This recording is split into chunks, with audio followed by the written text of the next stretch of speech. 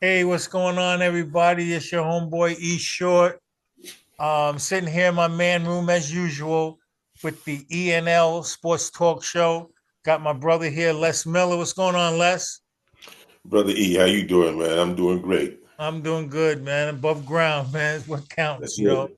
Absolutely. Um, yeah, and we forge forward. We have a special guest here today for multiple reasons, which I'm not going to get into. We'll get into as the show goes. But we wanted to start um, treating this show in its proper manner to share both genders of history of Brooklyn basketball.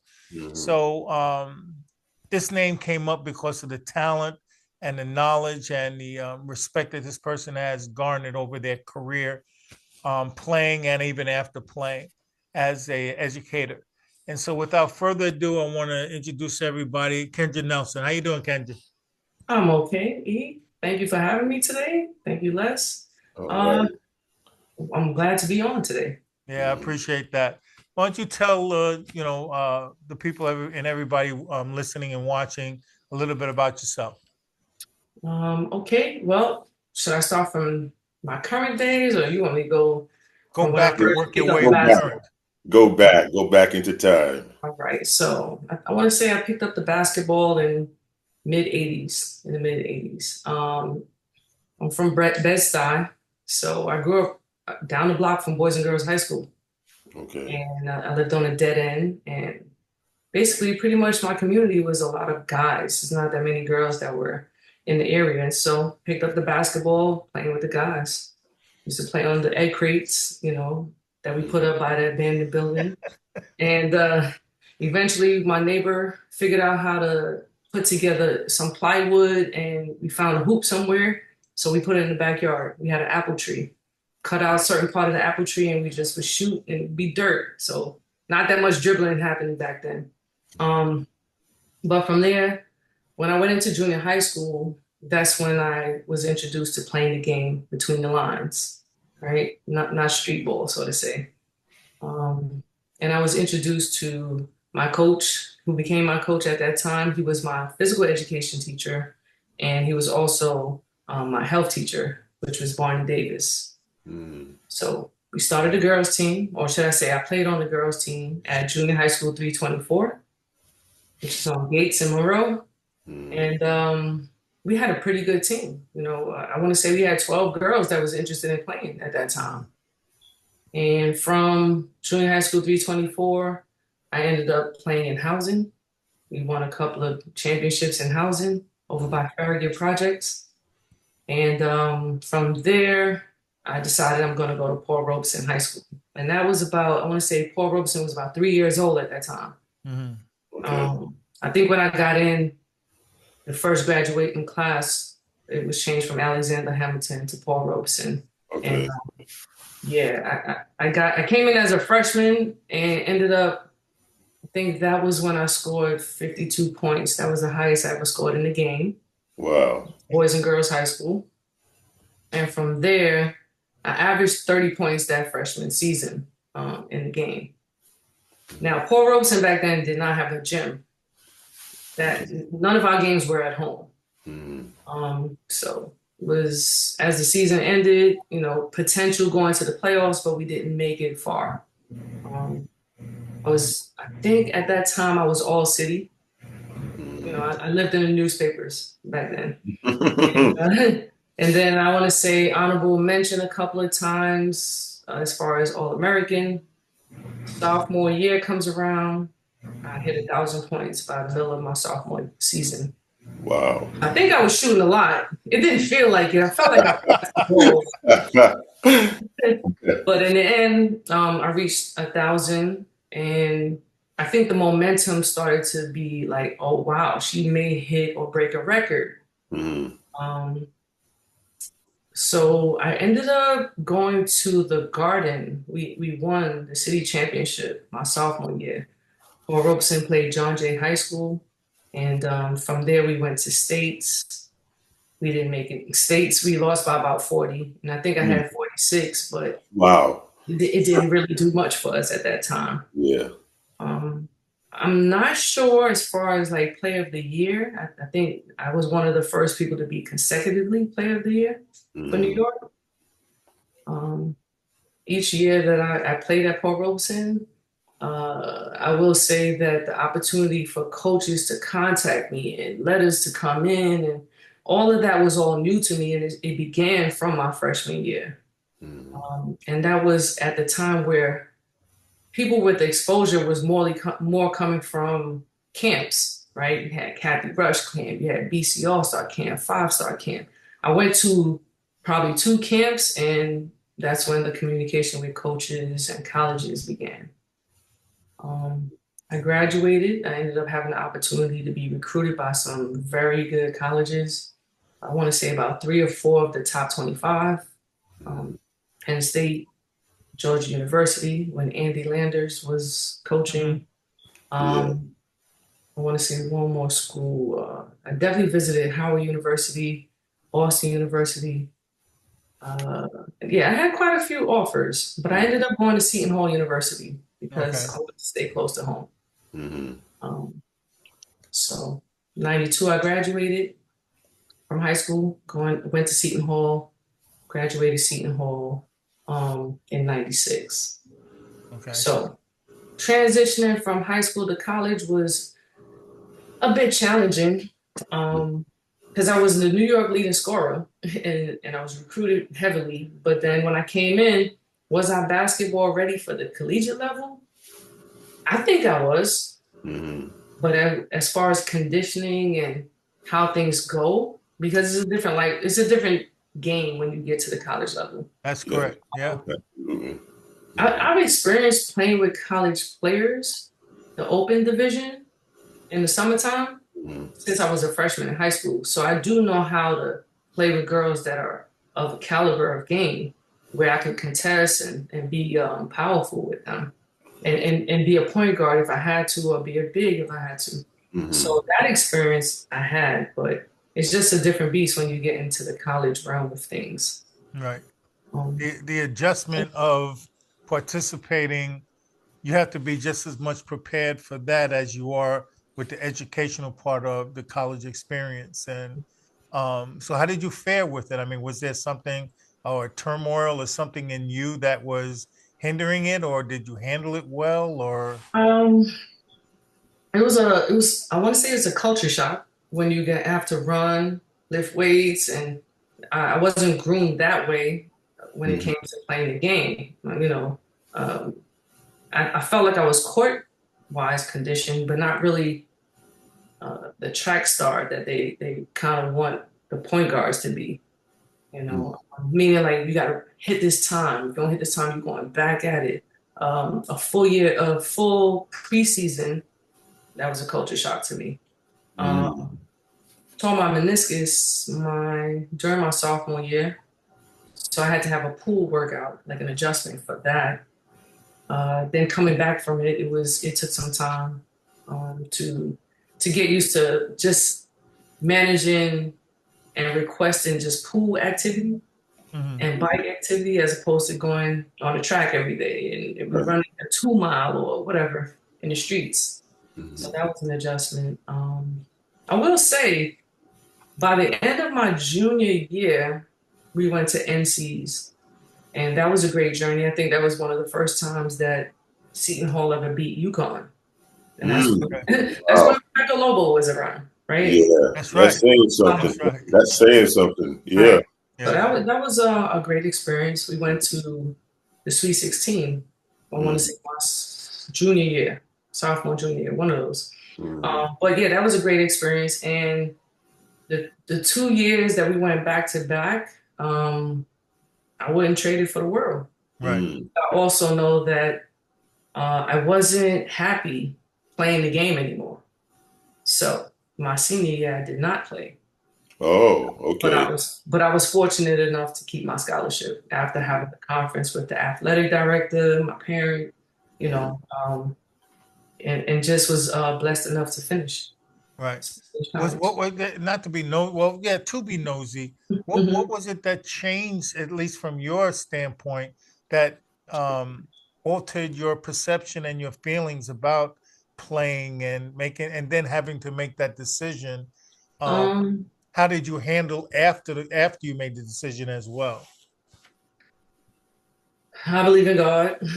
Number Okay. one, everything Amen. happens for a reason.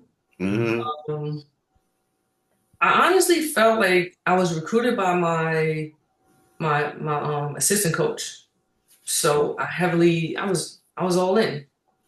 But when I got there, the head coach, like the vibe, it was just different.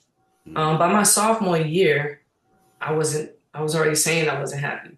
Um, but I'm gonna stick it out because I'm not sure. You know, at that time you have to wait a year to sit out if you did transfer somewhere, and how would Right. that work? And so I didn't really want to go through that whole process. Um, and I put it in my head like, all right, they're gonna give me the experience to go overseas. Uh, we went overseas in the summertime for Mm. 14 days. Who generally does that, right? Right. Now I know some colleges do, but back then it was a great idea for me to at least experience that much. And I got my body ready. Went overseas. This is when Don Stanley was overseas and a Mm. couple of other great athletes that was playing in the ABL at the time, Right. Mm. right? But they were in Turkey because we went to France, we went to Belgium, Gent. We went on a little tour out there playing against professionals. Um, and I averaged like 14 points, 6 assists. So I'm thinking I'm doing great. And when Mm. I came back my junior year, and I'm like, all right, what changed? Because I know I was proving myself out there. Why Mm. am I not getting playing time here? And it wasn't to me warranted or justifiable as to why my time was so limited. So me being unhappy, I just was like, it's not for me at this point. Um, so like I said, we had a meeting. I ended up saying, you know, whatever you feel that is gonna happen, I'll accept it. I know it could go left, meaning I have to leave campus and figure it out, or I could stay and I'll finish out and I have one more year. And if you want me to try to play again, we need to have some type of understanding. Right. Um, but the conversation led towards we respect you considering it again, but we're gonna honor your scholarship and you don't have to play. You know, just finish off. We thank you for whatever you did. It was a decent conversation. Yeah. It Mm. sounds to me that your character Mhm. warranted them bending, at least related to the scholarship situation, maybe not Mhm. being able to to meet your request on the playing time issue, but saying, we're still going to honor that because you're a person of decent character. If you were a jerk, they'd be like, pack your bags, No, that's fine with I think us. that's what they expected, to be honest, But for you because to be a other jerk, New York well, you City fooled people, them. I'm like, I'm not understanding the vibe because I don't give you lip. I don't give you attitude. I'm doing whatever I could do, you know, doing my best. Granted, I had a few injuries beyond my control, you know, those Right. type of things. Right. But yeah, it was almost like the New York City personality that they were expecting wasn't who I am. And Yeah, I could especially tell this. there was a difference between coaches' concepts and philosophy Right. Yes, yes, yes. because the same coach that recruited me ended up being Deladon's head coach at Delaware. Mm. Wow. So they had to, you know, it was just I got whipped in by the assistant, but I'm getting friction kind of like from the head coach. It just didn't match at that time. Right. Don't get me And wrong, as adults now, we're like we talk, we're in good space. That's But good. at That's that good. time, it just wasn't understandable. yeah.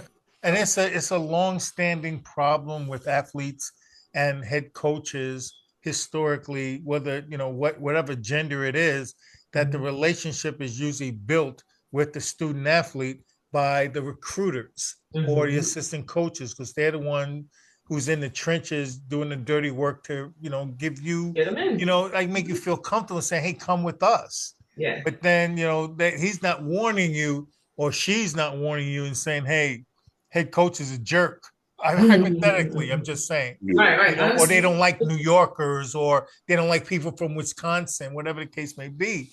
Right. And but once again, the value of who you are, your character, like just looked past that and you Mhm. stayed the course in your thinking. But also there has to be a lot of honor in the fact that your request was just, possibly, or one of your choices that was Mhm. presented was, let me stay, let me finish out. Mhm. And that means that you had your goal set um for the right reasons, and maybe that's something that they said, hey, let's do this, because they're not going to do that for everyone. you Yeah. know Right. No, and, I understood. I understood at that point. Um, it could have went either way, right? right. And it was towards the end of the school year where the conversation we had happened, and I could have been sent home and trying to figure out who would pick me up for a year, Hmm. things along that line. But at Mhm. that point, I felt like the love for the game, playing, Mhm. was kind of gone at Hmm. that point. Yeah. And that So, happens anyway, as time goes mhm. on, It's like your this perceptions of the game, business. it changes. And a lot of people kind of like are not prepared or aware that Mhm. your experience and your wisdom grows of the process as you're doing the process. You're, sophomore in high school, and by the time you're a senior, you're totally different than you were when you're a sophomore. And when you get to college and get into adulthood and starting to make decisions and seeing the real world in a different manner, you start seeing all kinds of writings on the wall. Where say, well, I'm not going to make it to the pros, or Mhm. maybe I'll just focus on overseas, or I'm going to in my career and I'm done, which is what Right. I did. Once my college career was over, I said, I'm done with this. I got to give it up. But that, Right. for other reasons. But oddly enough, my daughter did the same thing. Mhm. When she got into college and things started going awry, being recruited by one person, head coach being somebody different, and almost the exact same thing happened. But she ended up transferring Mhm. and graduated on time. I mean, a lot of other things happen, but your life happens. Right. And Right. but you stay the course and you do what you're supposed to do, because you're maturing and you're building your wisdom resume as well. So yeah, good decisions, and that's what got you to the point of making the decision that worked for you. And I assume that you were happy with that decision as well, right? Yeah, I was, and you battled, you go to games, and I built a relationship with the young ladies that was on the team. We really committed to ourselves from freshman to sophomore year for us to go from what 500 to making it to the Sweet 16. Hmm. Right. We had to commit to ourselves because we ended up going on a journey overseas, and just like we want to make this about us. Whatever the coaches and anybody say, it didn't really matter because we had again a plan. Right. So that was a great journey, and I'm like, these are like my sisters to this Right. point. So I attended this games my senior year. There were quite a few injuries on that team, Mhm. um, to the point where about I want to say at least 6 or 7 of the girls ended up getting injured. A Wow. couple of ACLs, and I look at it as like, look at God, because I don't know if it's the pride, but I was never asked to come back on the team, and I was all right with it. I was all right being on the other side of the bench, Mhm. Mhm. to cheer on my teammates at the time, or friends at the time, and they finished off in whatever amount of games that they ended up winning. But yeah, it was tough for them that year. Yeah. That's Yeah. my senior year. Yeah. Do you still have associations with the university, or? Um, if I call that coach, because as a coach personally, I have gone to her and say, I need a big court. We're going to be playing the college game our championship game on a big court. Can I bring my girls out? I need practice. Like again, I believe I'm very mature, even when I was in college. Mhm. Even if we saw things differently, I could still come to you and say, can you help me with this, or vice versa. I'm not going to hold anything against you. You get nothing from that. So we ended up having a decent communicating relationship, and if she had something going on in the summertime, I'll see if my team at the time, my high school team, could come out and be a part of their program. Oh, Right. nice, Mhm. nice, Whether nice. it was team camp, it's about preparing the next generation now for Right. me. And if I could get a discount with my alumni status, Yeah. we'll do it. Yeah. But Yeah. we grew from that part. So Yeah, I know some girls that played there. Well, at least one specifically, Chantel Brown, mhm. because my daughter played against her Okay. during their years, and always thought that there was something just not right with that team. I don't know what it was, but they looked very competitive and they Mhm. were decent, but there's always something. And um, yeah, I didn't know of your situation, but I know that, like you said, the maturity made you stay the course as to what your goals were, Yeah. and you didn't let that detract from what your plans were to some degree. And that's once again, that's your maturity. Dealing with that. So, what did you do thereafter? After the season was over and your Oh, career was over, where did life take you? uh, liberal arts major. Like, what am I gonna do? I'm about to get out of here. I graduated with a liberal arts degree, minor in psych, and still was like, all right, I'm walking across this stage and I have no idea what I'm gonna do. But then I had to backtrack and think, what was my hands in prior to graduating? Because I've worked since I was 14 Mm. Mm, every summer. So I spoke with another alumni that came before me, Ruth Lovelace. She coaches the boys team at Boys and Girls High School in Brooklyn. She went to Seton Hall prior to me going. And she's like, look, why don't you come over to Boys and Girls? We need 52 teachers. As you can see, they would put a sign on the school saying that they need teachers mm, Mm. every year. So I was like, all right, I'll try it out. She was like, just bring your transcript, come down. I know Mick at the time wouldn't mind. You know, he might say something about when you had 52 points against yeah. him, but it's gonna be all right. So the conversation, I had the interview, and I ended up becoming an English teacher because my most of my classes was in English lit, poetry or whatever, anything dealing with English, I was happy with doing. Right. So started off the first 6 years teaching. I went back to Paul Robeson where I graduated from, started coaching there, and the story goes on now. I'm 28 years now into teaching. I've Nice. coached. I've coached for about maybe 20 of those 28 years on and Mm. off, different high schools. I Mm, moved on from Paul Robeson and I went to Bedford Academy. I had 2 championship appearances with Bedford Academy. Mm. And yeah, when COVID hit, I thought I was going to get my championship that year. I actually had on March 20th, 2020, had a game facing Barney Davis, my coach. And it was going to be so packed. All the alumni from the program was coming. Everybody against in the city was planning on being there. Mm. The phone call in the middle of the day that we're going to have to cancel due to COVID, and we did not face each other at that point. Mm. wow. Wow. So it But never transpired. never transpired. And Wow. from the day that I started playing basketball, I made an oath, and we've always said we would never play against each other. I would never play in any other organization. This is what I said to myself. I'm Mm. committed to who brought me here and help my skills get to this level where I Mm. didn't have to pay for school. Right. Nice. So Wow. Wow. yeah. And let's say, just out of, respect for what you were mentioning, Mhm. um, that took you, or that's taking us into the realm of you coaching and the individual that mentored you through that process, which was Barney Davis. Is that Coach correct? Barney Davis. Yeah. Yes. And tell us about the relationship that you had with him and what he meant, or how his program became what it was.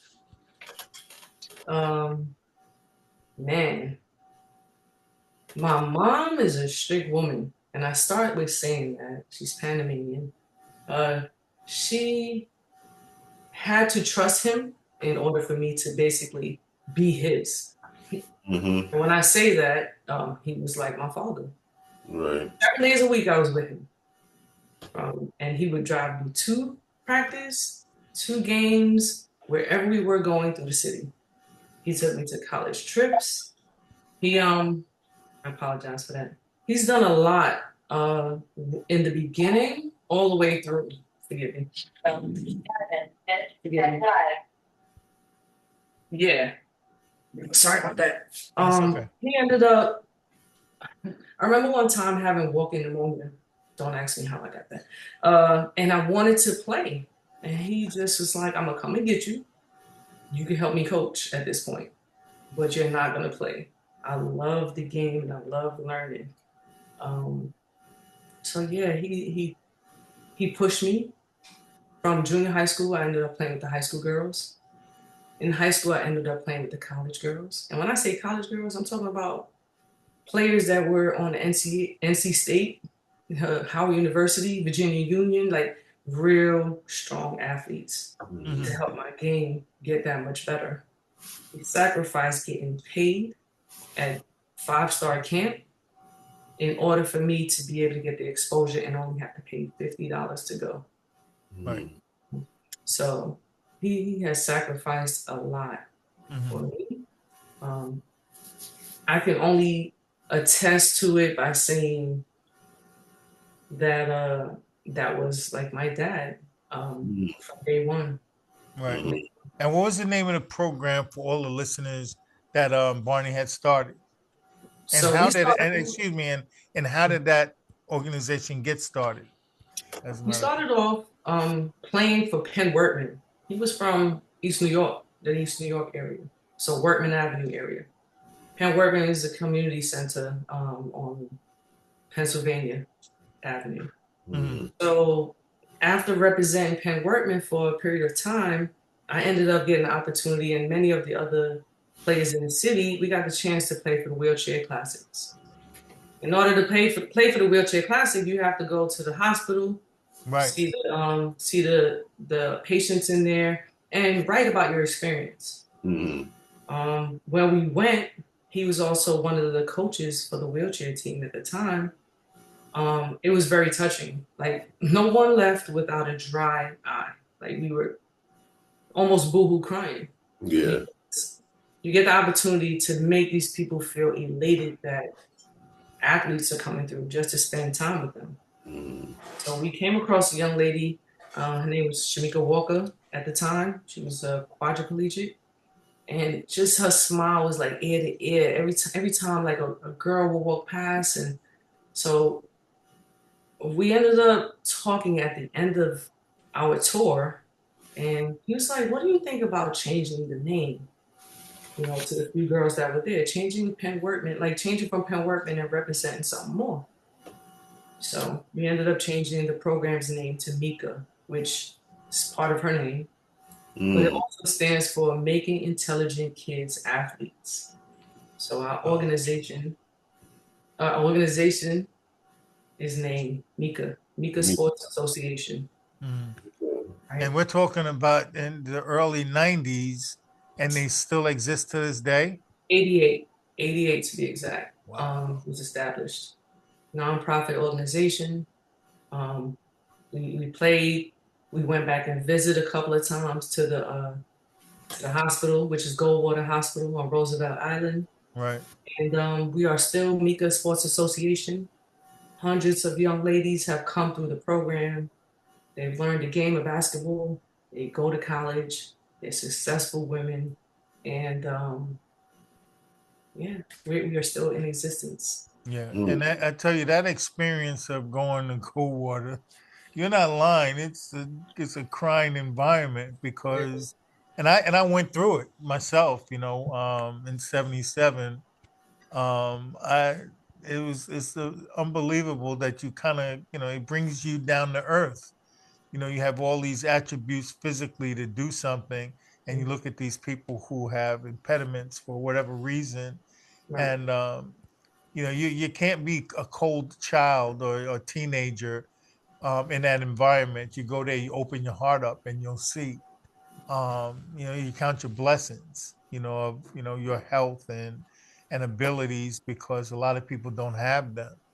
And you know, it's not funny, but Barney and people who have participated in that environment as the adults in the room, they knew the value of that, and that's one of the reasons why that was created, that the requirement to go to that hospital when you're participating in a wheelchair classic is a mandatory thing.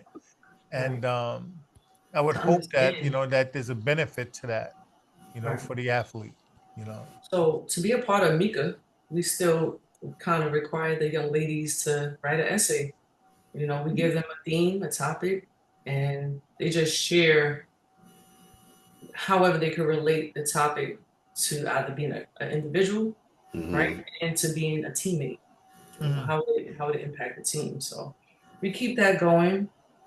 We are going to implement going back to the hospital as well, Okay. just so we get a better understanding of for each generation and each young lady that joins the organization, what you're really playing for is beyond a pair of sneakers. It's beyond, all the other material things that many other programs provide, but we're providing like personal growth and the everything else, all the characteristic building things that you need.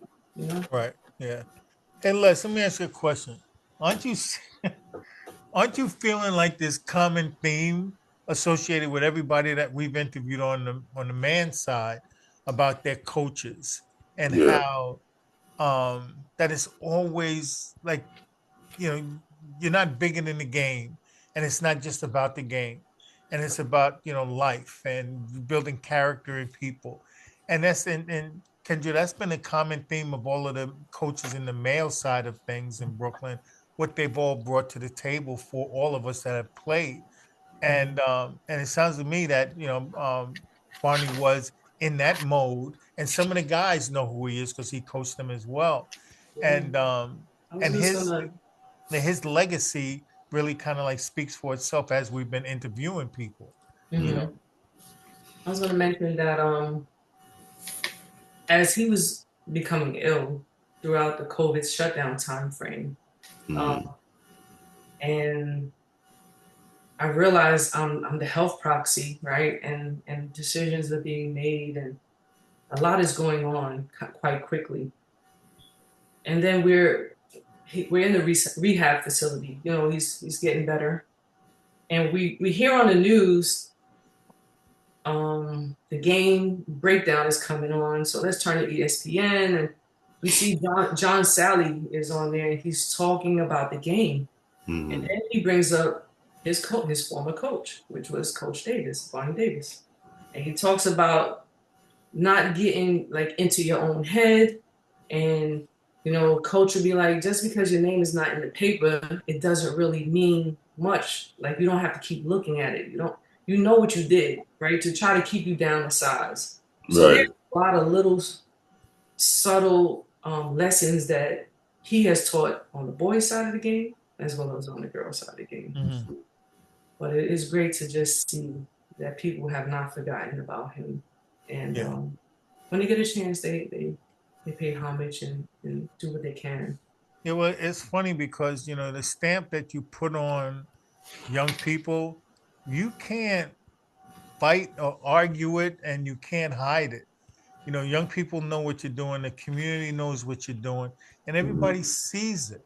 Everyone knows the value, and the person gets the information and they go off and they live their lives, and they are constantly going through things in their head and reactions from the experiences and the knowledge that's been bestowed upon them, and that's Mhm. how the growth happens. It doesn't happen overnight, but you find yourself changing. You become you start developing certain skill sets because of that caring person who's put the time in. And it doesn't have to be sports. It could be your violin teacher, for all that matters, because Yes. they'll always stick in your head.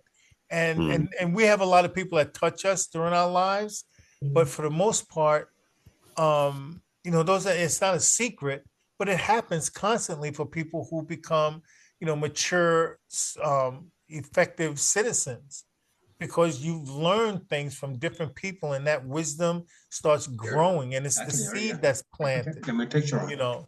Hey, Paul, how are you? Wonderful. Can you unclick your the video button, please? Yeah, I'm working on that right now. There There we it are. is.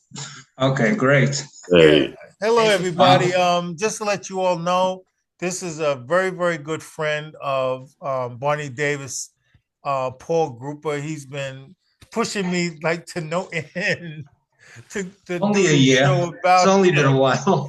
Only a year, right? Almost a year. I appreciate this. It's like when Kendra told me, I said, wow, I'm shocked.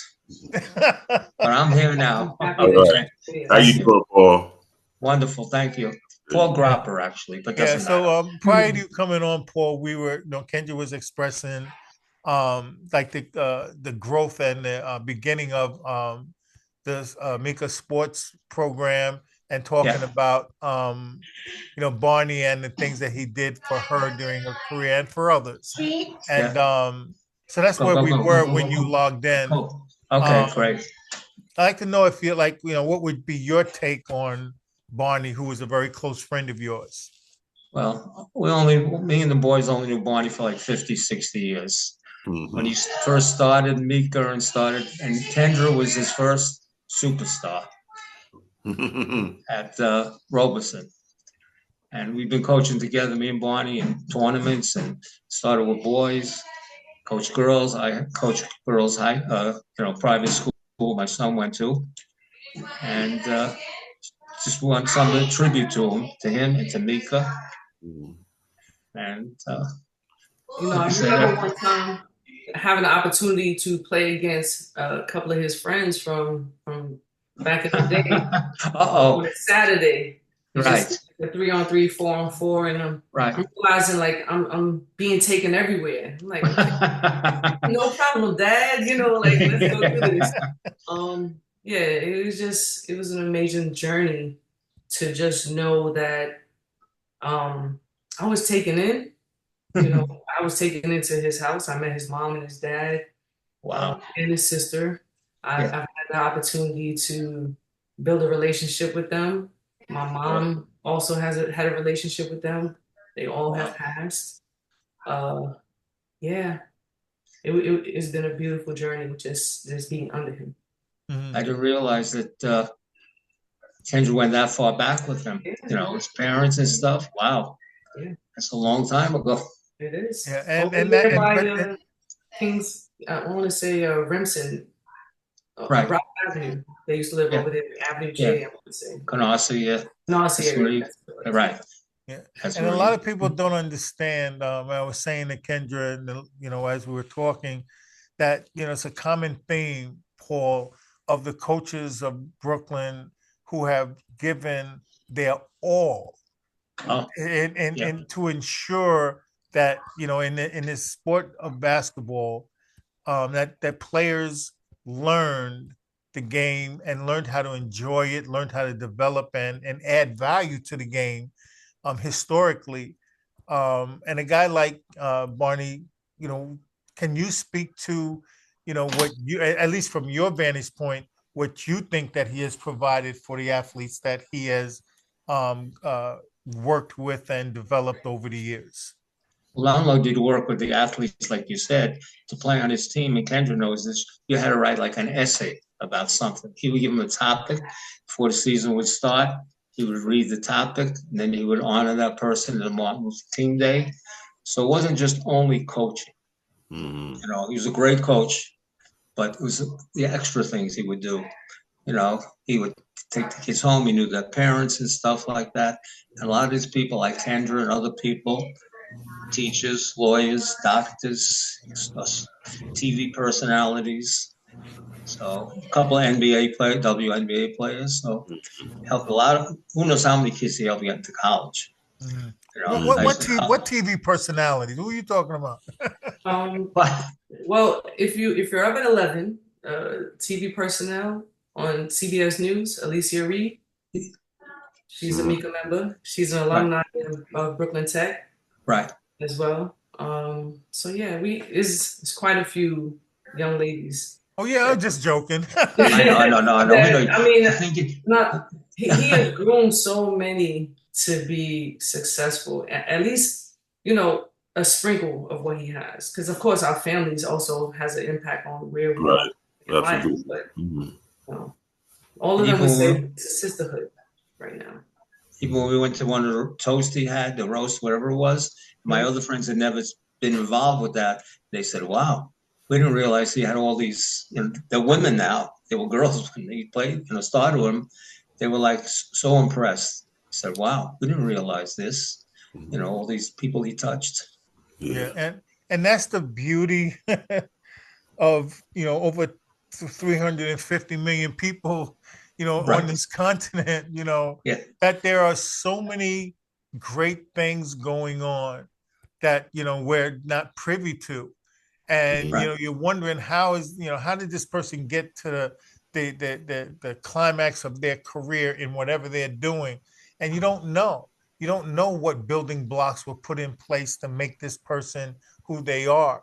And that's the beauty of doing like this podcast related to basketball, is that we're Right. trying to share and let everybody know that there are valued people who have developed their skill sets and then going on and becoming productive citizens as well.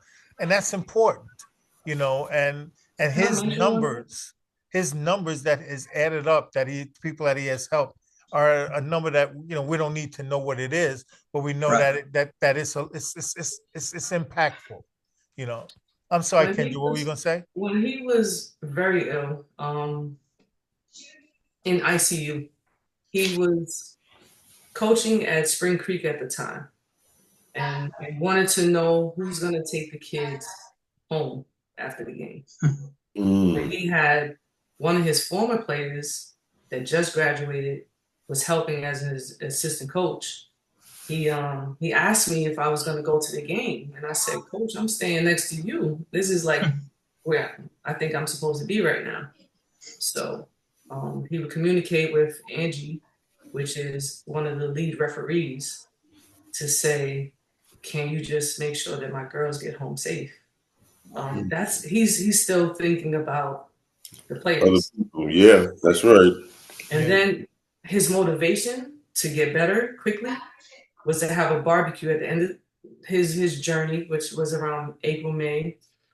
In June or July, he was like, "Can we do something big now that I'm about to get out of here?" So I was like, "Of course, whatever you want. Tell me what you want me to do."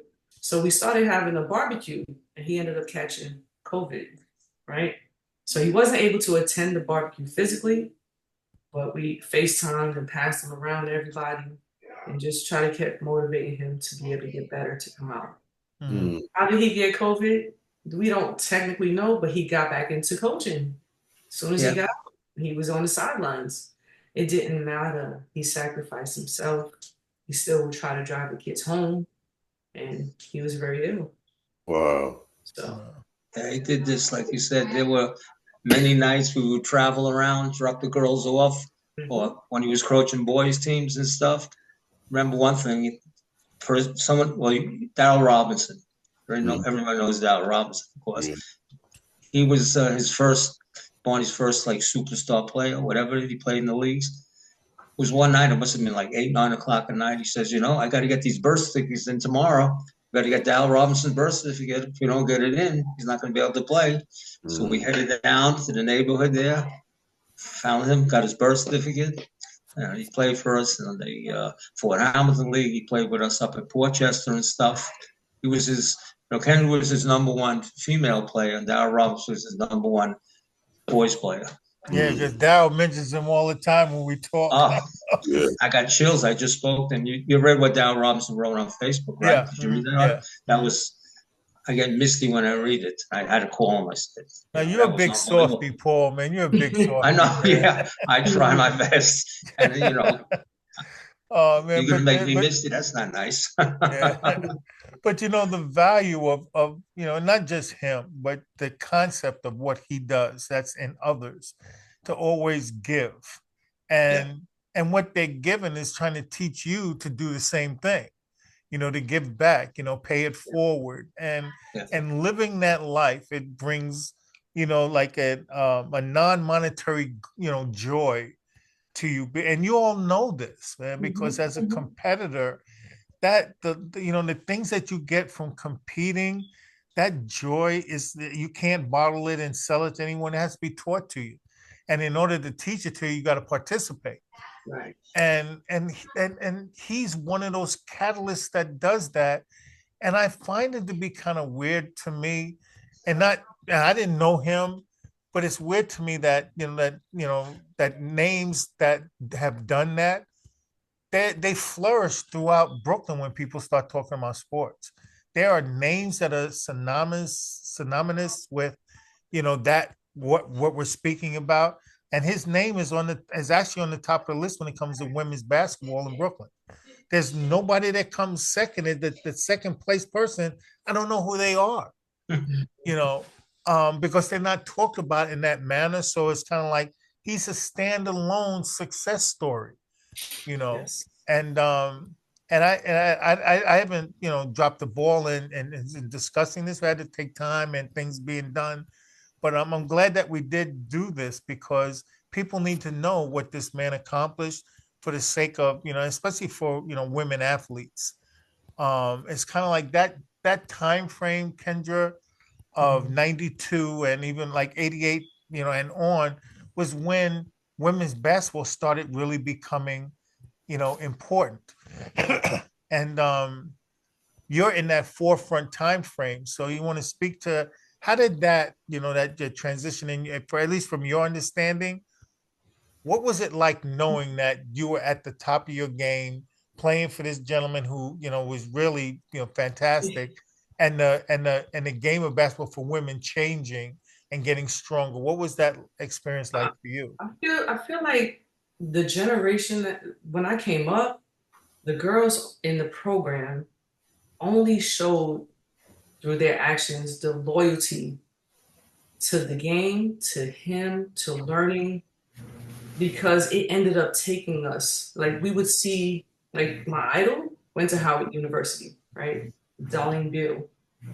I saw other young ladies that's doing something with the ball.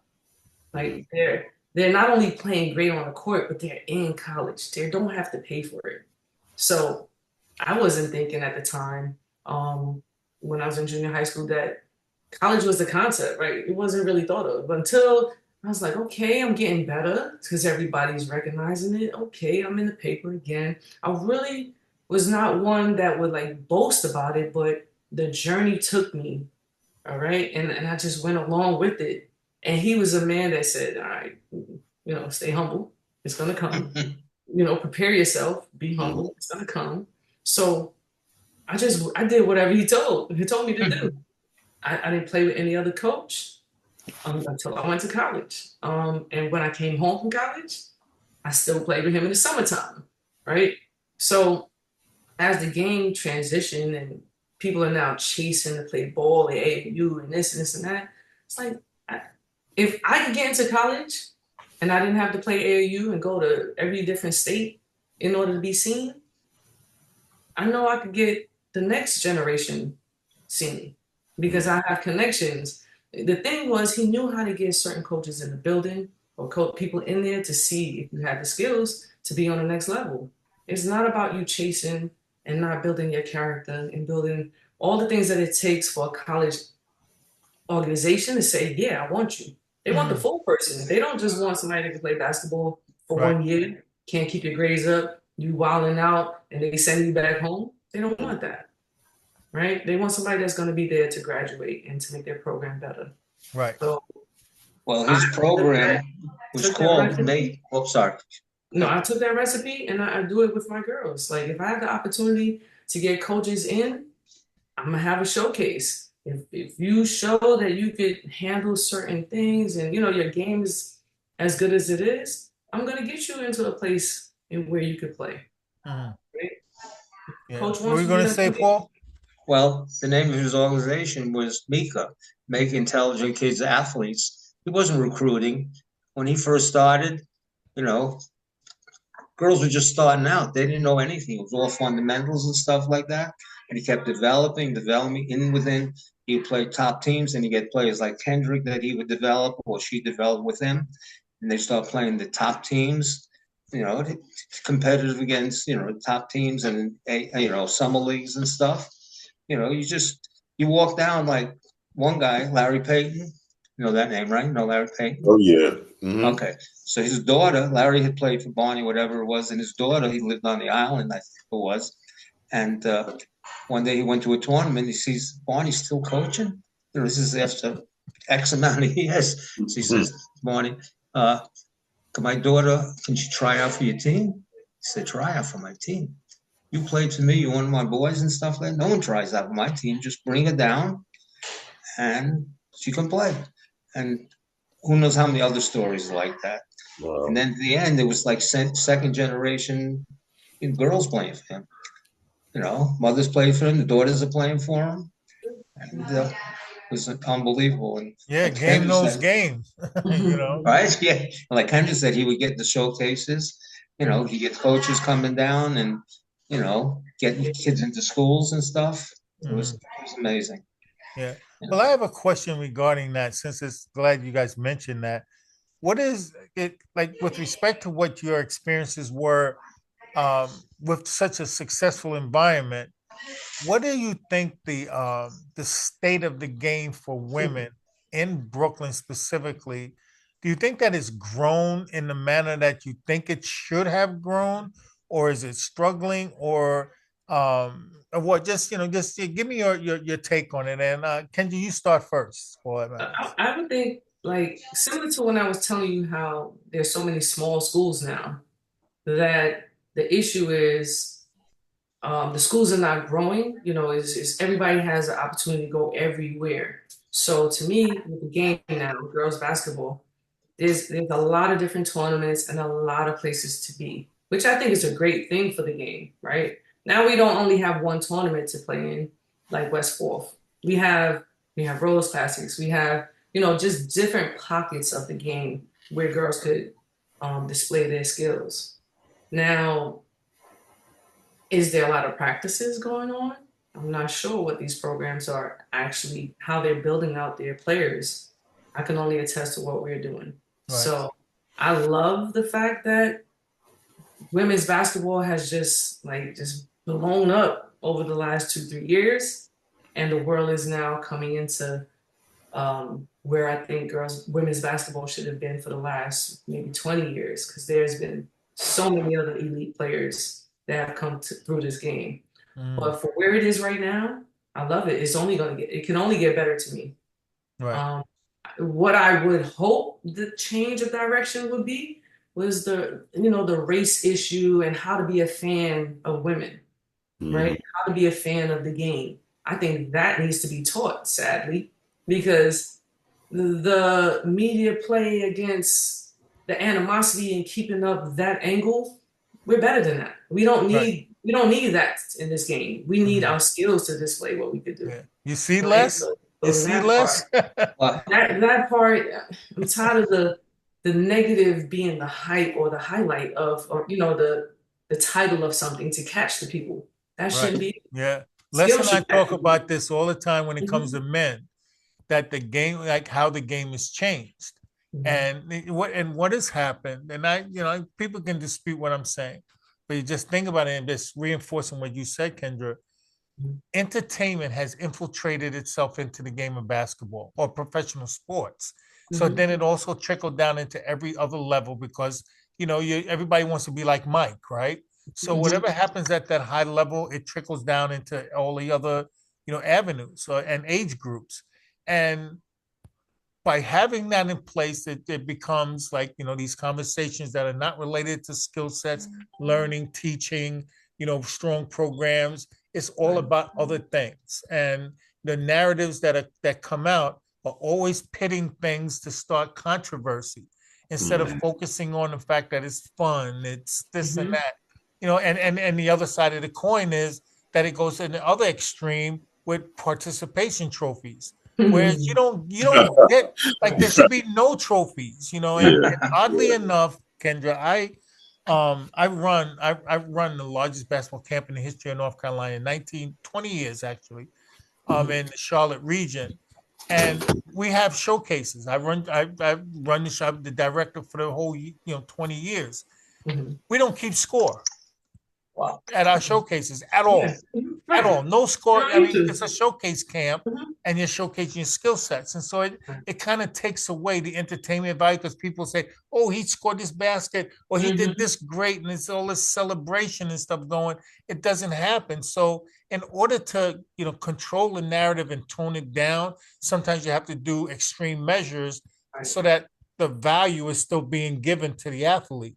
And that's just one way of dealing with it. But for women, oddly enough, for me, Kendra and Paul, my daughter's age group of Candace Parker, they were all, I guess, that kind of like that explosion of girls basketball in New Jersey. With Essence Carson and Yeah. Matisse Ajavon. That's all the same Ajavon. age group. Crystal Langhorn. They all played for the belts, right? Right. And oddly enough, you could see the value because the coaches were like maybe like Dawn Staley. She's around and we're talking and sharing experiences, and that's when you see the value of what the game can be for women. But when that's taken away, or if no one gives that effort to do that, then entertainment value kicks in.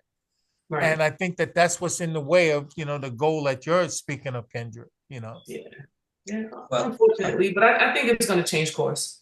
Yeah, it had to bring people over first, and I think that's what their focus was. Yeah. And it's a true explosion now.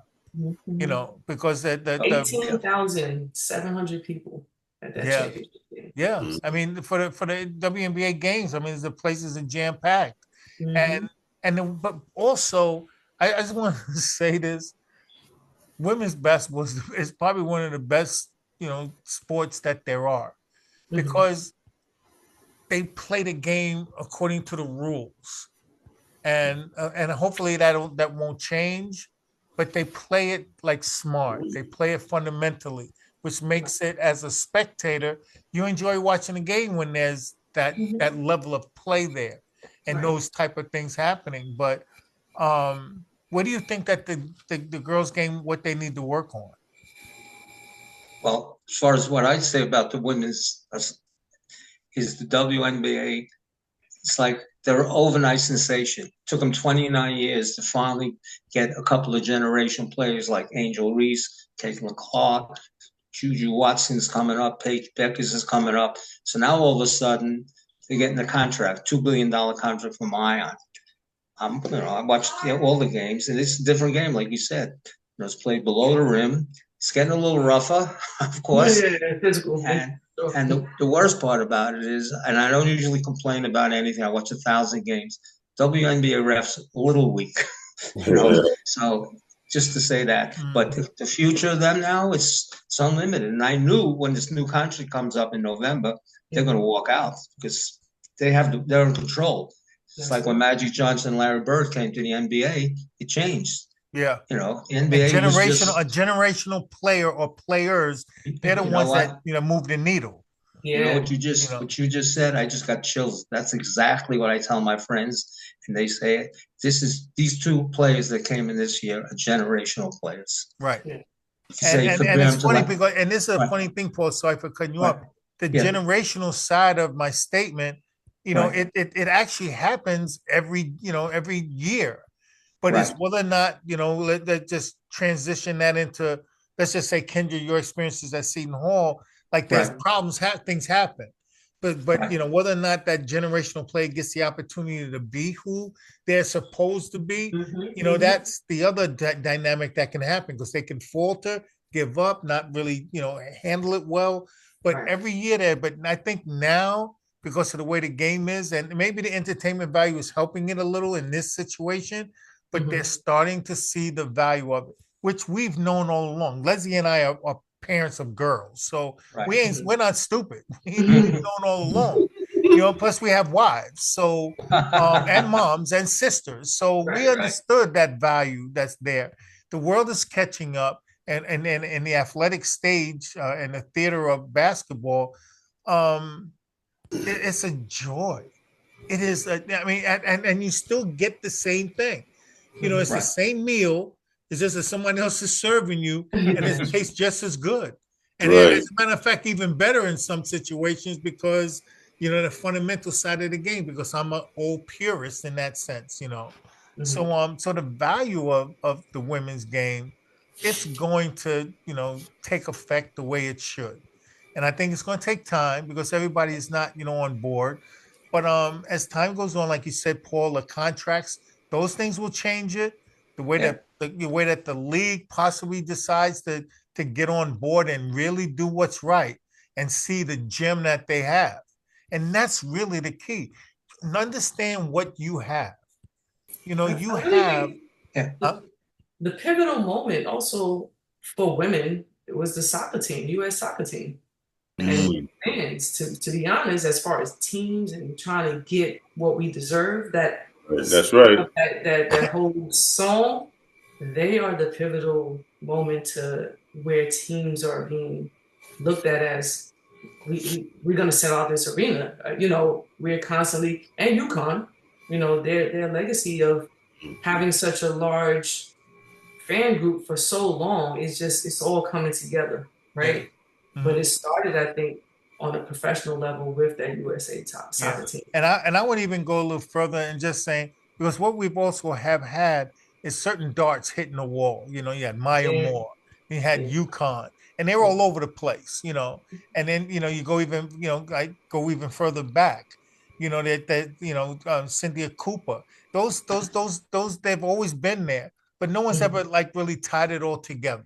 mhm, And as time goes on, and time usually heals these wounds, people are starting to see, and like you said, other sports and just valuing, which I find to be like totally disrespectful to me, that mm. like not valuing women in the first place.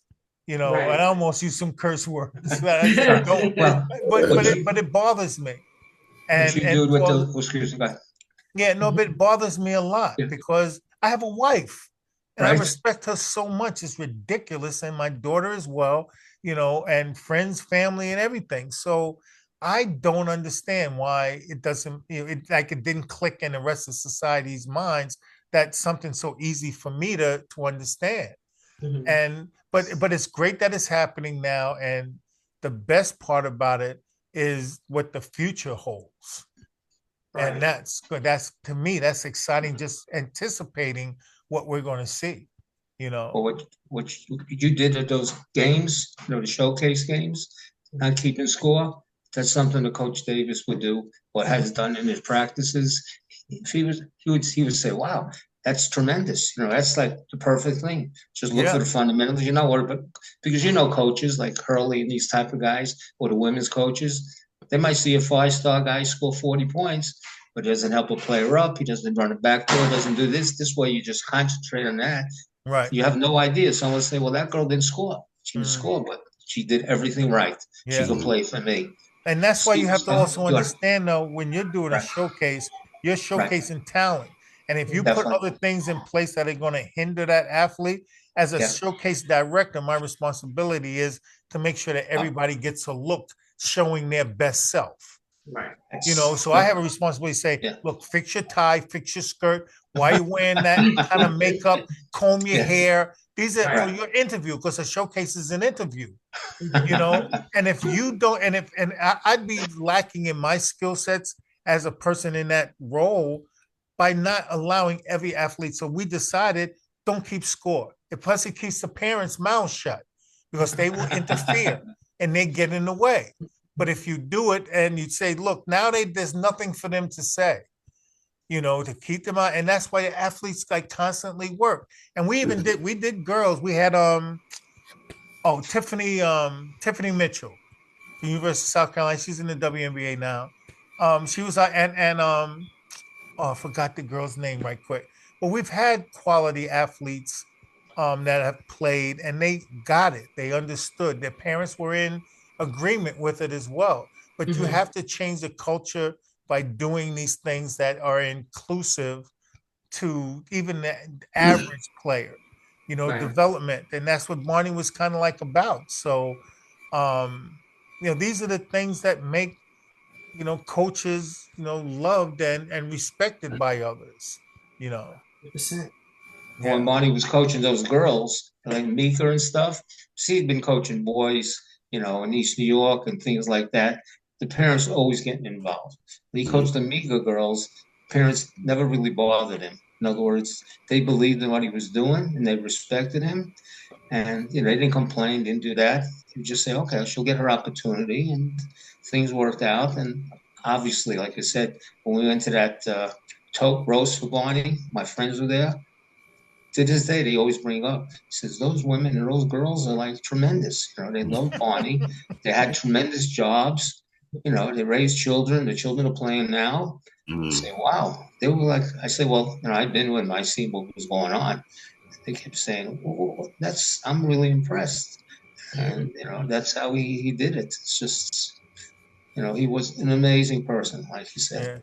Yeah. Well, look what rubbed off. Yeah, look what rubbed off. Look at Kendra, and the know, all of program. them. Because the program, with his passing, and it Right. kind of like might have disrupted the program, and Right. it might have made the program fall apart. But the Right. strength of the people that were developed and their mindset, look what it did. It made it probably even stronger.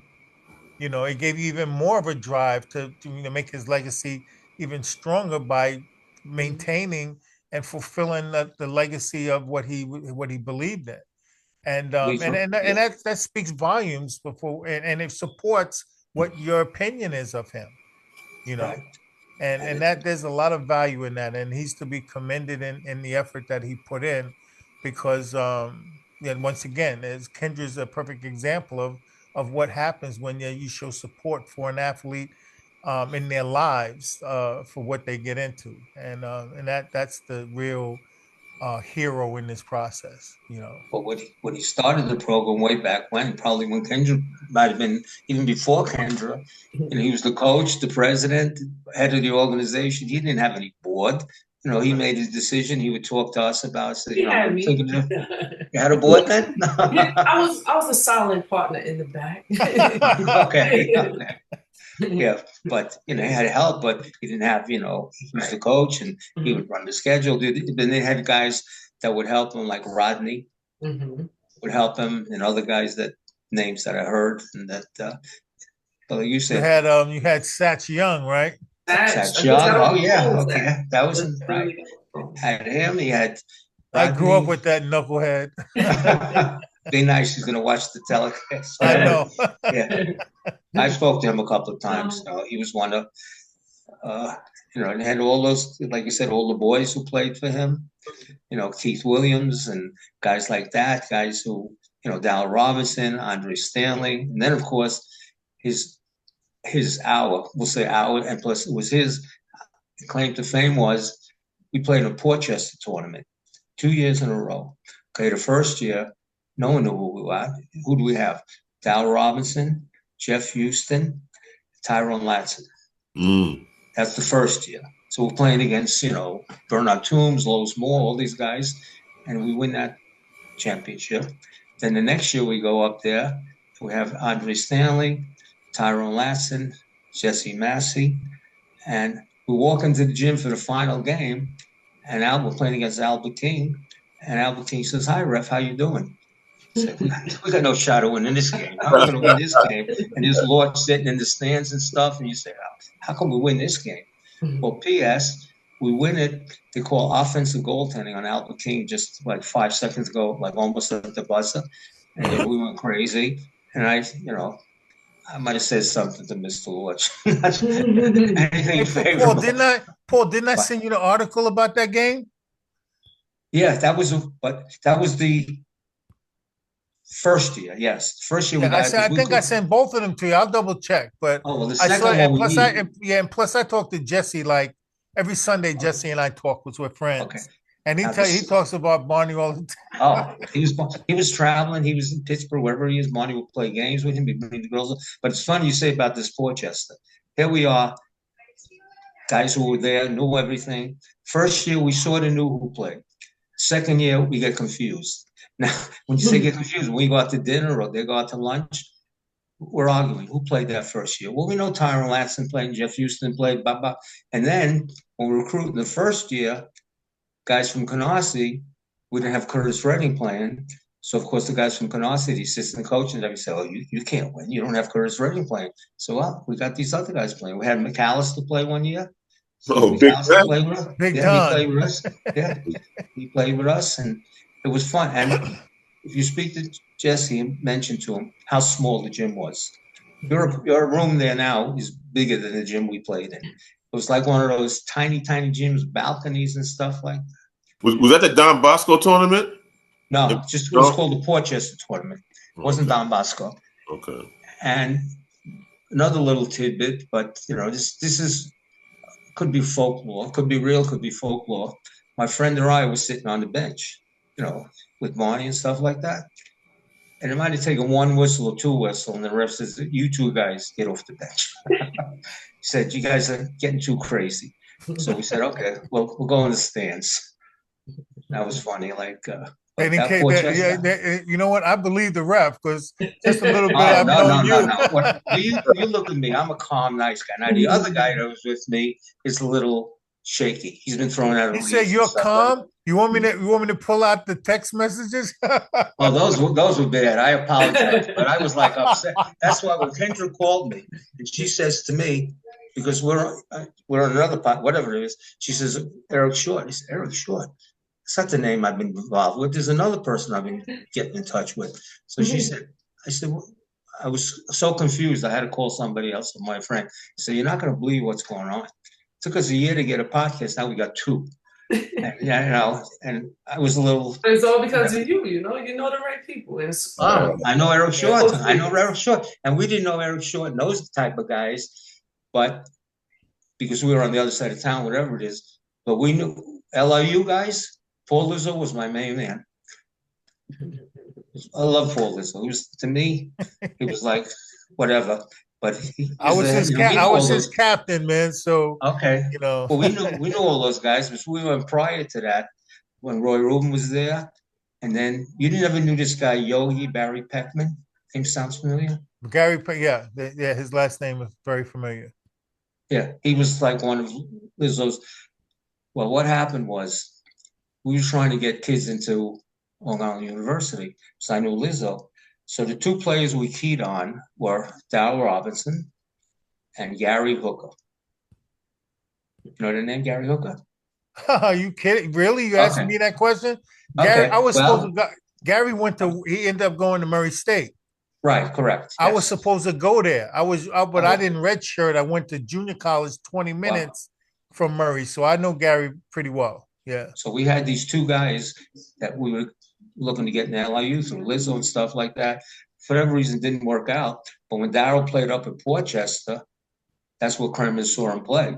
And he just signed that on, and the rest is history. Even Kremens, he'll say it, if it wasn't for Darryl Robinson, Appalachian State, we would never got to Georgia Tech. He had that great career there. So those two guys didn't go there. But we tried. Yeah. Like with Darryl Robinson, we helped get him on Tom Kachalski's list as rated players. He had 5 stars and stuff, so Darryl might have been a 3.5 or 4, whatever it is. But no one knew who he was. And then, turned out to be, yeah.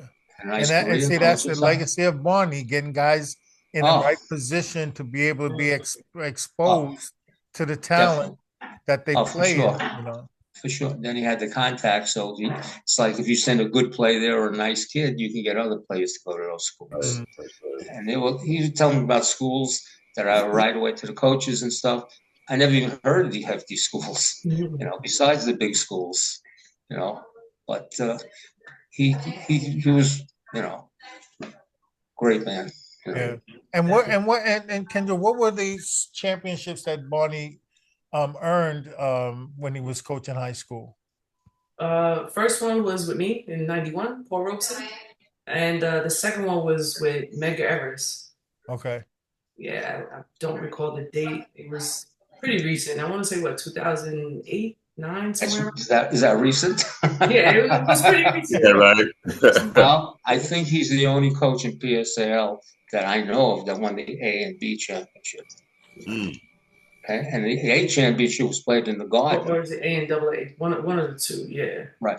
When Kendra played, she played in the Garden, and I told her this story. Everybody remembers this. First of all, I didn't get to sit on the bench. I didn't approach Barney, but that would have been one of my highlights. But all the boys are there watching the game, and the game's going back and forth, and Kendra had a good first or whatever it is. Second half, Kendra gets a rebound. And we all know, we could tell when she got that rebound, it was going to be Magic Johnson. She was going to go behind her back and pass the ball. And she went up like, I know, this was like a class. We always talk about that. Besides you playing with those guys in the school, they barred you from playing. You were embarrassing all those guys. They don't let you play anymore. So she made that pass behind the back, and we said, uh-oh, we knew this was coming. It was like, that game, he won that championship, and he won the one in Medgar Records. Like I said, he won A and B, besides loads of tournaments in the summer and doing that. So, but I'm just really impressed in your memory of remembering that behind the back pass, man. That's right? You know what? It may not even be true. Like you got to understand. No, it was true. It was true. No, we should verify. But it's funny you would say that because this probably happens with you and your friends and stuff. Like you and like these guys still go out to like breakfast. They don't play ball anymore. The only reason they're not playing is because of COVID. And they're, experienced people. And when they sit down and I'm there, I haven't been, and they discuss a certain topic, 10 people at the table have 10 different answers. Yeah. Like, I saw that guy, he hit that shot. Darryl hit that shot to win the game. Someone will say, oh, he didn't hit it. Tyron Lester hit that shot. And there's always one guy at the table who will say, why don't we talk about the present or the future? Talk about our grandchildren or about what we're doing. No. It's back to the future. We're 15, 16, 17, 18 years old. And you guys, the same thing happens, I'm sure. Yes, definitely. No one has the same. But I know that behind best is verified. It happened. We never talk about tomorrow. We always talk about yesterday, right, Les? Tomorrow. Yeah. You know what? Yeah. We're the same. And like I said, one person's always there and said, let's talk about our grandchildren. No. Yeah. Remember that game that we all played? One of the strongest things that an athlete has is their memory. I don't care what skill set you have. As an athlete, your memory, it guides you. It's because it's not going to lie to you. And your experiences on that court, you remember your dunks, your jump shots, your fouls, your technicals, which I never had one, so I don't know what that's like. But I'm just saying. But that's the realm of our environment is historical information, and that's what we have to hold on to. So that's right. But I'm sorry. Next to the championship game, the most memorable game that I had was.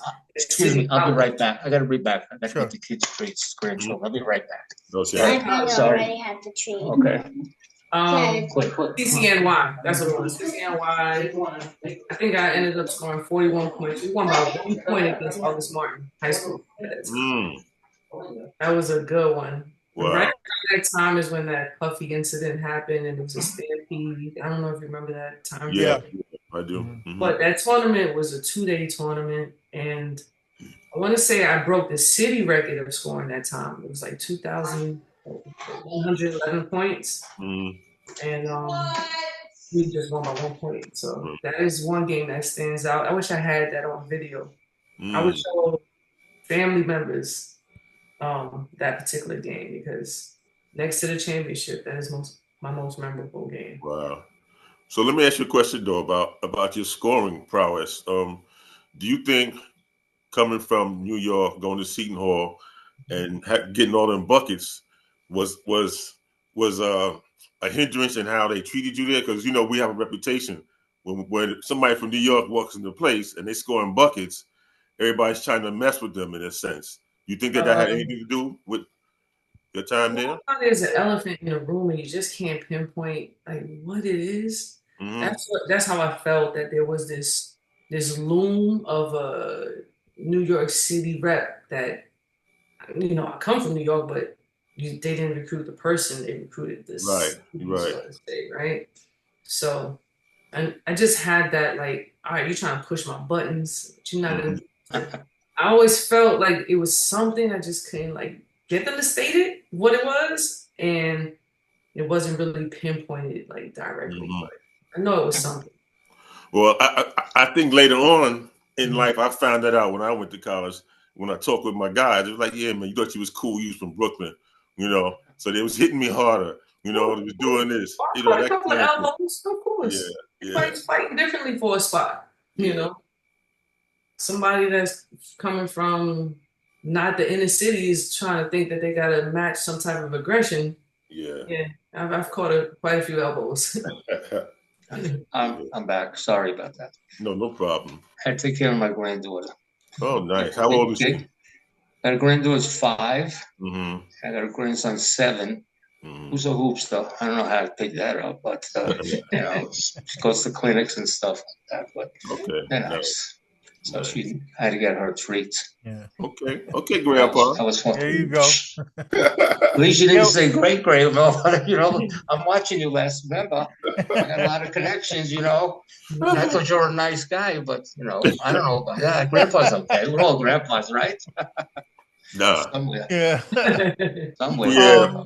That's probably true. I Yeah. know. But I know. Ken, just being that you were mentioning about those scoring awards and accolades, who was like who did you beat out? Like who was holding the record prior? Do you know? I had no idea. I wasn't even keeping track of points, to be Mhm. honest. I think Coach would do it when he went home. You know, he'll write down in the book like I'm at whatever number of points, Mm. but it'll just be at halftime, and I realized. Matter of fact, I think I needed 14 points to make 1,000 at a Brooklyn College game. I only remember because that was the first time my mom was able to get off work and make it to that game. Mm. And I twist my ankle in that game, and I barely made the 14th point. It was just Coach was like, "You got to get back out there and make that point because it's supposed to be this big celebration." I didn't even realize my mom was there until I saw that. Wow. Nice. But I was, again, I'm not selfish. I'm passing the ball. Why is Right. everybody so hyped? You're making me not want to do this almost to that point. But but once again, that women's approach Mhm. to that success is a little bit different than a guy. A guy would taking 80 extra shots because he knew that he was close because he's monitoring that. That's what we do. That was against the rule. You're yeah. not looking in no book. It doesn't matter. Let's just play as a team, and we're gonna take care of business. And it's and even go even further than that. And this is just from a layman's view. I don't know this definitely, but how the women's game is perceived, like the records, those things are as important as it is for God. And believe me, they know who is they were monitoring Kenny Anderson and knowing that he was getting to the point of scoring XYZ amount of points and breaking records. They knew. And I think that the women's game is not publicized, even when it comes down to records, like it should be, because those are accomplishments. No matter who makes them, an accomplishment is an accomplishment, and I think that they need to get better at that as well. And that would be historical record keeping of the game. I think of the women's sports. I think Epiphany Prince may be one who holds a record now for the city in scoring. What's that? Yeah, because Tiffany broke your record. I think there's 2 other people that broke my record, and then I think she broke. Well, you were the leading scorer, women's scorer in New York City for a while. Yeah, for a little while. Never knew that. Congratulations. I knew that. I never heard about that. But like you said, Barney was humble as humble can be. I mean, he's not going to say anything, whatever. He's just, kept his way, whatever he was, and never want to be, brag or anything. Just that's it. And yeah, but and the funny thing is though, Paul, it's not bragging. It's just it's kind of like the scorer's book is there for a reason. You in order to know if you won the game, you got to look in the scorer's book. Yeah. I mean that's bottom line. I mean, I understand what you're saying, but that's what has to happen. You want to know. I mean, and statistics serve as a purpose in every walk of life. If you're running a McDonald's, you got to know your inventory. So at the end of the year, you got to know the inventory of that team. Like, this is who scored. This is who would, these things are important. So they need to record women's accomplishments as much equally to man's. I don't give a rat's ass who thinks I'm wrong. It doesn't make a difference to me. Right. That's the way it should be. The balance of accomplishment should be equal. You know, you do something good, you be recognized for it. And even down to, you know, Barney and as well as the men who have done well, coach Right. wise, they Right. all have a place on the Mount Rushmore of Brooklyn basketball. Every single one of them. There's Mhm. nobody omitted, at least not in my world and not in the world of Brooklyn basketball history. Like, and you've seen it, Paul. We Right. honor everyone. If you Right. sat the bench and Yeah. you never played, and there are guys that play with Dow Robinson who are on the Right. bench and they get Right. recognized by us Yeah. because they're part of history. History doesn't, you're not supposed to omit anything from history, Right. you know? And Well, and usually yeah. the winner tells the history, right? Well, I'm the winner then, because I'm gonna tell it all. I'm gonna tell it all, you know. And Barney, I mean, I'm learning about him myself, and it's impressive to me. Right. It really is, you know. We'll learn about you because, like you said, you were on the other side of town, so we didn't really follow that much. You know, we knew all the other sides, and we knew a lot of players.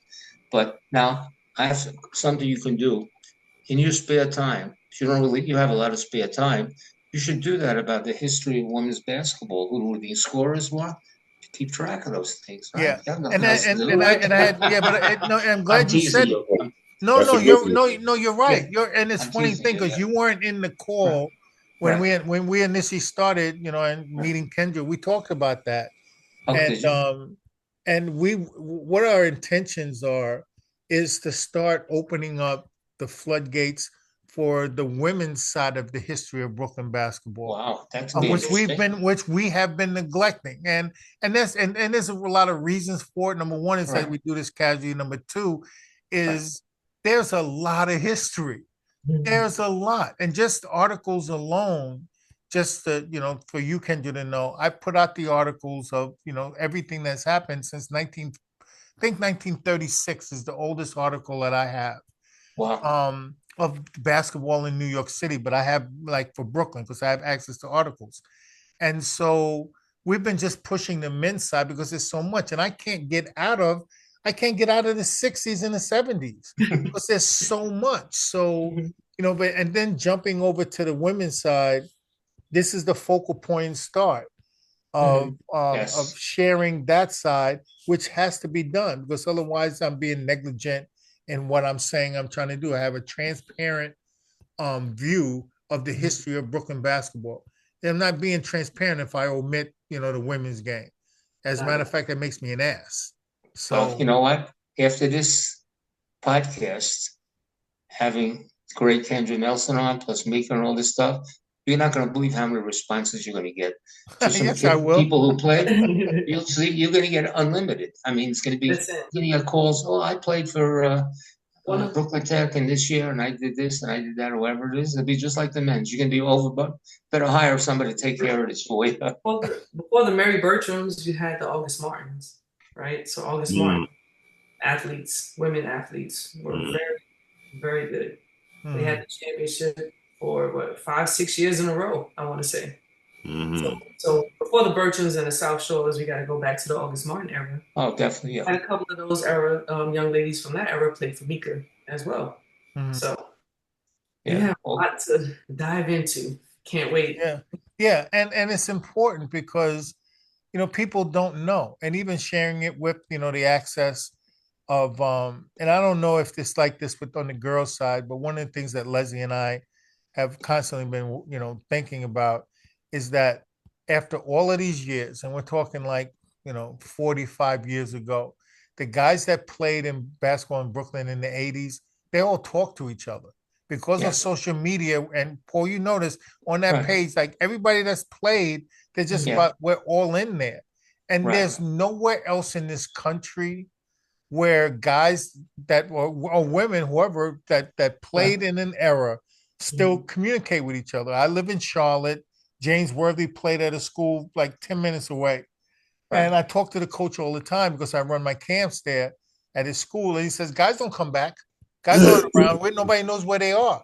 New York has this like ridiculous, respect for each other because there's like 40 and over, 50 and over leagues. Mm-hmm. So Oh, yeah. guys are still going to the parks on Saturdays and not necessarily playing, but they're hanging or whatever. And so that interaction is still there. So there's, constantly guys are showing that they respect the game from back then and they're still Mm. communicating as competitors. And that's the brand value, is that everyone still communicates with each other, and that's a story in itself. After all of these years, even the guys that made it to the league, they're on the Right. page and they're communicating. And Yeah. we're going back from Roger Brown's days all the Right. way up till today. That's who's on this page, and they're not secretly there. They don't talk a lot, but they're Right. there experiencing and interacting with each other. So there's a story in our history. There's a big story because there's so many branches of it. And Right. we, like I said, we haven't even touched the women's side of it in a manner that, would be equal to ours. We're going to get there, and I'm going to need help with it, but we're going to get there. What you said about players getting, I mean, here's Darryl Robinson playing against Tyron Laxton in Canarsie game. They're going head to head, it's a rough game, whatever it is. Next week they're playing his teammates at Portsmouth. Yeah. Right? And that's what happened. You read a lot of these things. Guys are playing for Hamilton, Fort Hamilton, whatever it is. Alden Ham's playing against Boys High. Those guys have played AAU together. And as soon as the season's over, they're playing at the boys' club. Oh They're yeah, playing together on the same team, right? go to West 4th Street on July 18th, Yeah. and Yeah. you'll find guys competing against each other that are teammates. You'll find in the women's game the same thing. Oh, definitely. Yeah, for And sure. and then we're taking no prisoners. Right. Oh, no. when we're in class, we're cool, but out here, it's a Right. different story. Right. And if they're teammates, like you said, they're playing during the season. Remember, I beat you that game in West 4th? He beat you guys by 10 Yeah. points or something like that. That's the end of it. The other guy's going to say, that game is more important than the high school championship game. He beat his buddies, he's his teammate. Guy's passing the ball for us in the threes. And all of a sudden, he beat that guy. Yeah, and plus you're getting a chance. But the coach would never put me in the game when I was playing in high school. But now I'm playing the AAU. You know what? I'm in your butt now. You know what? Excellent. That's tremendous. Right. The guy's not playing. He says, okay, you're the star, but we'll see what you can do. I know all your moves. I've seen him in practice. So, you're a big star. And that's good competitive, action that happens. So there's nothing wrong with that. But on the girls' side, Kendra, the girls that played when you played, are they still around, like in Brooklyn? And a lot of us, we have a page, right? We have our website going now. We have like a group chats here and there going. So we really stay in touch with one another. Are they still playing? The young lady Dolly, she's in Georgia. There's a 50 and over league that she's in over there in Georgia. We have people in Maryland. We have people all over. Right. So we find ways to communicate. January, we have our Martin Luther King tournament. So a lot of people come back in town in January. This year we had our first Mika Gala. So that's another opportunity for us to come back together. Right. So I'm doing my best to keep everybody abreast of what's going on with us now. Has that event been solidified? Like when the gala is going to be? The gala was on his birthday, which was May 9th. And it was a success. It was really nice. Very nice. And going forward, is that an annual thing? So it's going to be every other year. Yes. Okay. Every other year.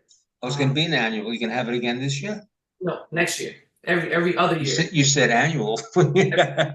Every other year. I know. It was hard. So in this case, it'd be 2026. Right. Yes. Yeah. Because it was a tough thing getting the hall and running around. Took a lot out. I have the concept now, and it's gonna be. And what does Mika like have for the immediate future? What's the plan that you guys have for this year? Okay, so in January we have our Martin Luther King event coming up, which is on Martin Luther King Day, which is a tournament that we usually recognize a couple of high school players. They play, we give out a few awards, academic awards. So we also have an alumni game on that day. Some of the young players that are in town still there to play. After that, we have in March, we opened up practice for the high school girls right as the season comes to an end for the PSAL. We start practicing, getting ready for the summer program.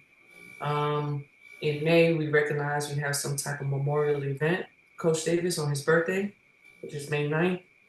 And from that point on, we schedule some college tours. We go on college trips. Girls that are in college now that play for Mika in the summer, we'll have them lead tours at their college, as well as go to some other colleges. Nice. Yeah. So we did 2 this summer with 2 players that are seniors now. Throughout the year, like we have a young lady at Dominican University in Fairfield. We're gonna go to their games. So we try to stay close knit, and yeah, just get the girls an opportunity to be seen. Yeah. Right. So when do you plan to have May 9th? You're going to have something?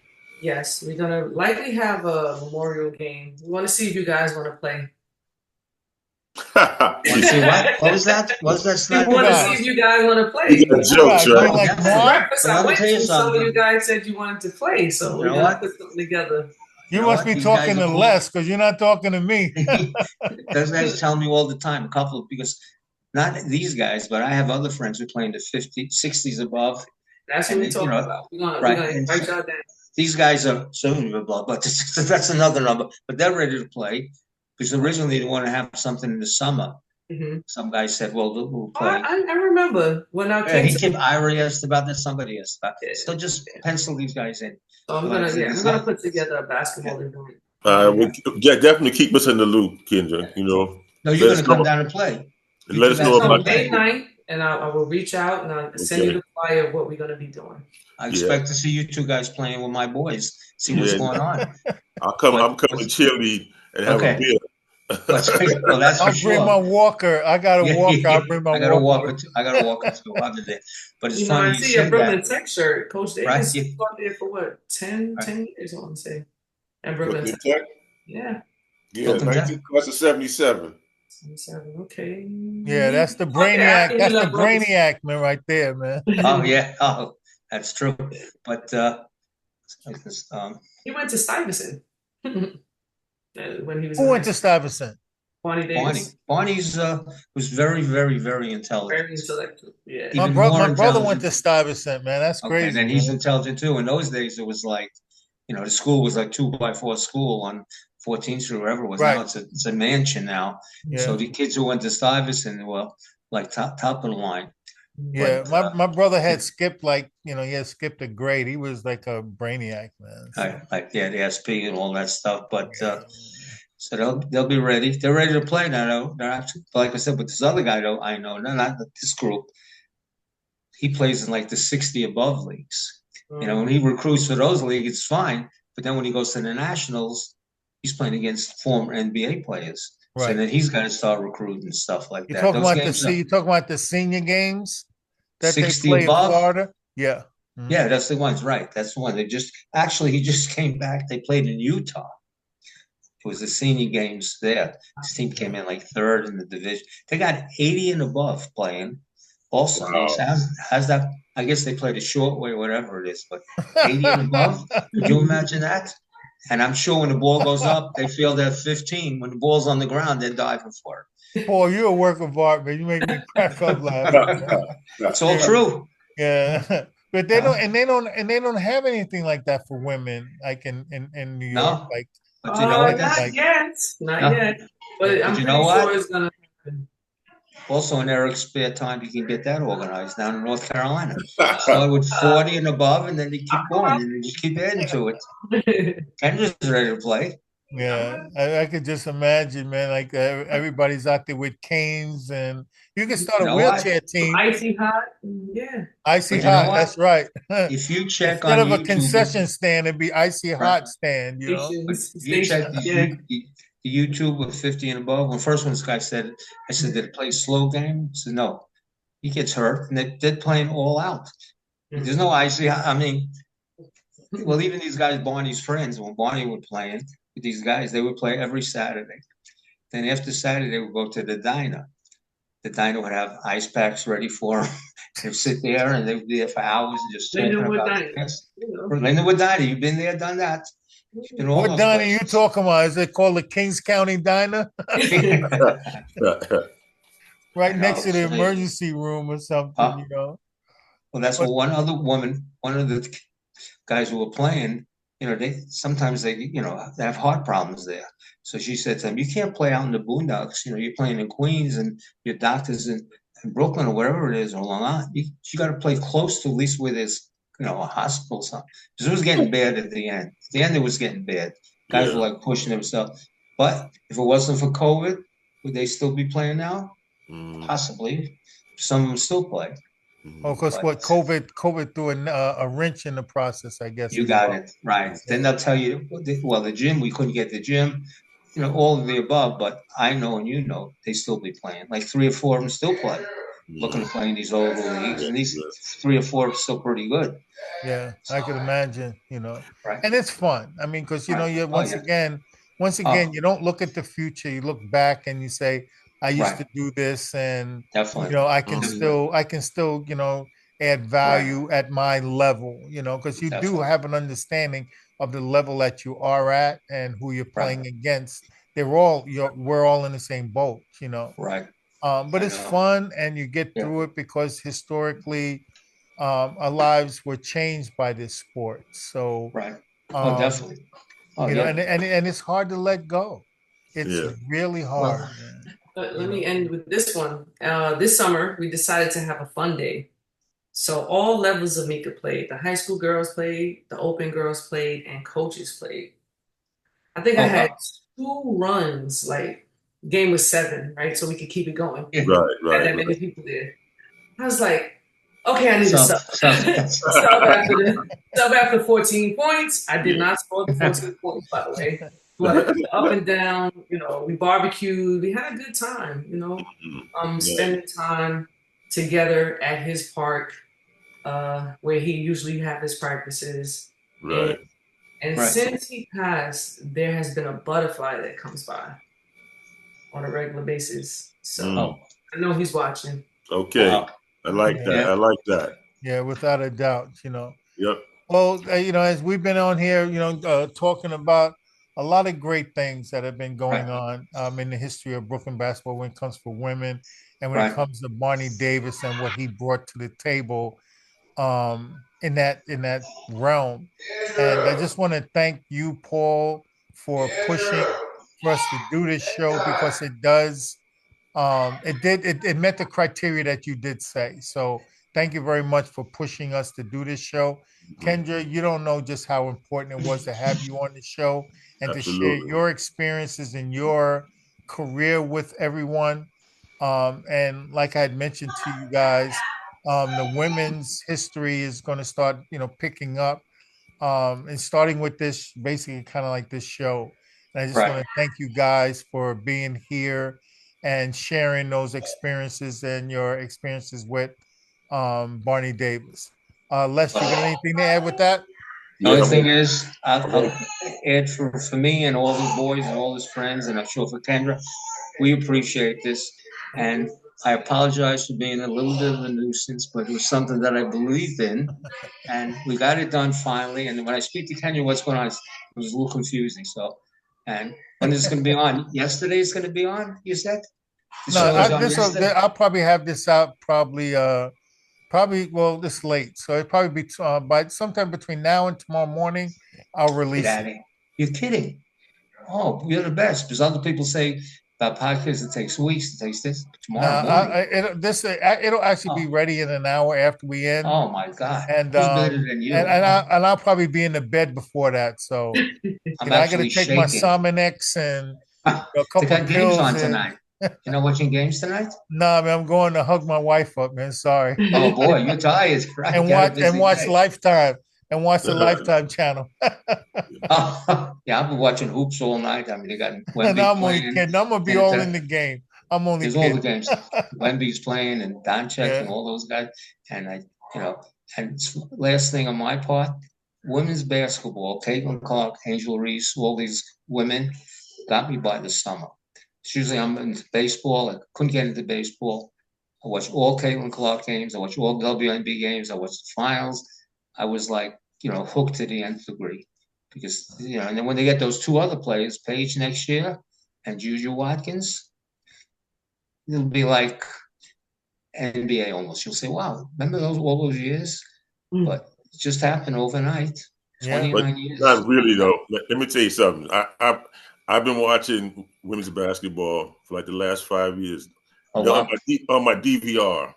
Wow. So that's, you know what I mean? I'm DVRing games. So you know what? really appreciating stuff. Absolutely. You're as bad as I am. Wow. That's yeah. unbelievable. But I want to thank you guys for coming on. Kendra, it's been a pleasure also to meet you. Right. I wish I could have seen you play, put up some buckets. You talking about me or Kendra? I wish. I wish. We couldn't afford the big, back in the day it was the VCR, the big piece of yeah.